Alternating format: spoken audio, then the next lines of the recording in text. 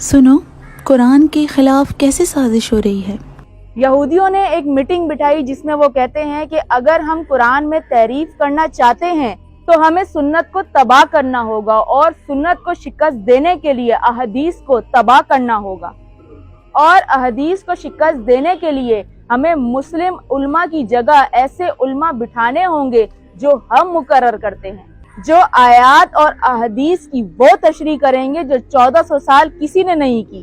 پھر لوگ مسلم علماء پر شک کریں گے، اور جب یہ سب جاری ہو رہا ہوگا تب ہمارا مقصد پایہ تکمیل تک پہنچے گا۔ اب غور سے سنیے گا اور خدا کے معجزات کو دیکھیے گا کہ یہ یہودی 1400 سال سے سازشیں کرنے میں ناکام رہے، اور انشاءاللہ یہ ہمیشہ ناکام ہی رہیں گے۔ جس نبی پاک کا کلمہ پڑھ کر ہم مسلمان ہیں، اس نبی پاک کا تذکرہ اللہ پاک نے توریت، زبور اور انجیل میں بھی کیا ہے، اور قرآن پاک اترا ہی محمد مصطفیٰ صلی اللہ علیہ وآلہ وسلم پر ہے۔ باقی کی 3 کتابوں میں یعنی توریت، زبور اور انجیل میں یہودیوں نے اتنی ایڈیشن کی ہے، لیکن قرآن پاک ایسا معجزہ ہے جسے کوئی نہیں بدل سکتا، اور یہ خدا کا وعدہ ہے کہ جیسے وہ ابابیل بھیج کر اپنے گھر کی حفاظت کرنا جانتا ہے، بالکل اسی طرح وہ اپنی کتاب کی بھی حفاظت کرنا جانتا ہے۔ سورہ حجرات ترجمہ: بے شک ہم نے ہی قرآن کو اتارا ہے، اور بے شک ہم خود ہی اس کے نگہبان ہیں، کیونکہ ہر آنے والے نبی نے ہمارے نبی کی بشارت دی ہے۔ اسی وجہ سے شاید ہی دنیا میں کوئی ایسا مذہب ہو جس میں ہمارے نبی کا اس میں گرامی نہ ہو۔ اسی لیے کہتے ہیں کہ تحقیق کے دروازوں کو کھلا رکھو تاکہ دشمن تم پر حملہ نہ کر سکے۔ کیوں؟ کیونکہ دشمن نے تمہیں یہاں سے قتل کیا۔ یاد رکھیے گا کہ تمام یہودی ممالک مل کر مسلمانوں کے لیے سازشیں کر رہے ہیں تاکہ وہ پوری دنیا میں اپنی ظلم کی حکومت قائم کر سکیں۔ یاد رکھیے گا، ہمیں علمی اور تحقیقی میدان دونوں سے یہودیوں کو شکست دینا ہوگا۔ اب آگے بڑھتے ہیں۔ جہاں جہاں ہمارے نبی پاک صلی اللہ علیہ وآلہ وسلم کا ہندو کتابوں میں تذکرہ آیا ہے کہ جیسے ویداز میں جہاں ہمارے نبی کا نام ہے، وہاں اہم کو الگ اور ات کو علیحدہ کر کے لکھا ہے تاکہ آخری نبی کا نام ان کی کتابوں سے نکالا جا سکے۔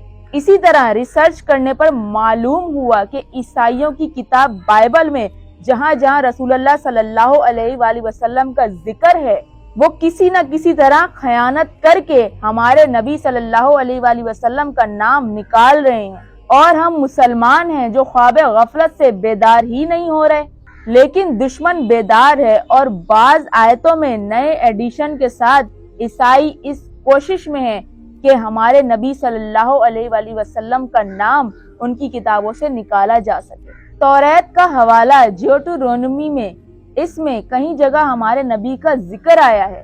سنیے 33واں چیپٹر ورس 2، غور سے سنیے گا کہ کیا کہتا ہے۔ اس نے کہا کہ لارڈ آیا فاران کی پہاڑیوں سے۔ یاد رکھیے گا کہ فرحان نہیں فاران ہے۔ تو کیا کہتا ہے کہ لارڈ آیا فاران کی پہاڑیوں سے، اور فاران کہتے ہیں مکہ کو۔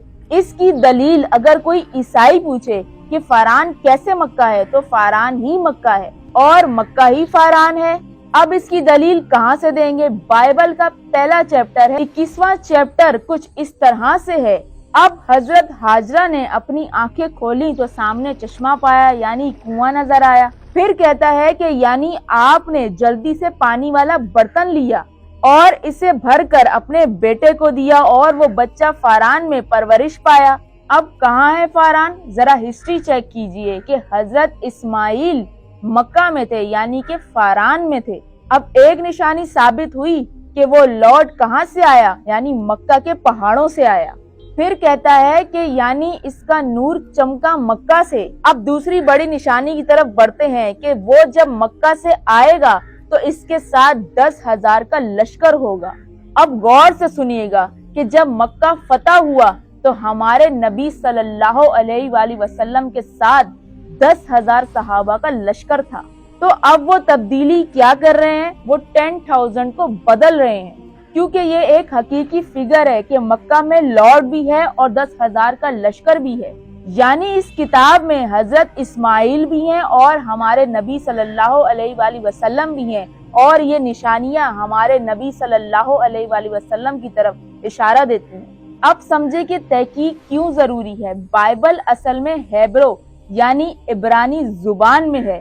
اب اس میں سب سے بڑی خیانت کیا ہو رہی ہے کہ 10 کو ختم اور 1000 کو لکھا جا رہا ہے، اور یہ سب جدید ایڈیشن میں کیا جا رہا ہے، یعنی آنے والی کتابوں میں، اور یہ صرف اس لیے کیا جا رہا ہے تاکہ آنے والی نسلوں کو یہ پتہ نہ لگے کہ محمد مصطفیٰ صلی اللہ علیہ وآلہ وسلم کا ذکر کہاں کہاں ہے۔ اب ایک بڑا اور بہترین جملہ آپ کے نظر کرنے لگی ہوں کہ یہ کچھ بھی کر لیں، دین کا ٹھیکہ پہلے ہی خدا نے لے رکھا ہے، اور جب وہ 1400 سال بعد آنے والی نسل پر اپنے راز کھولتا ہے تو اسے کسی بھی سہارے کی ضرورت نہیں پڑتی۔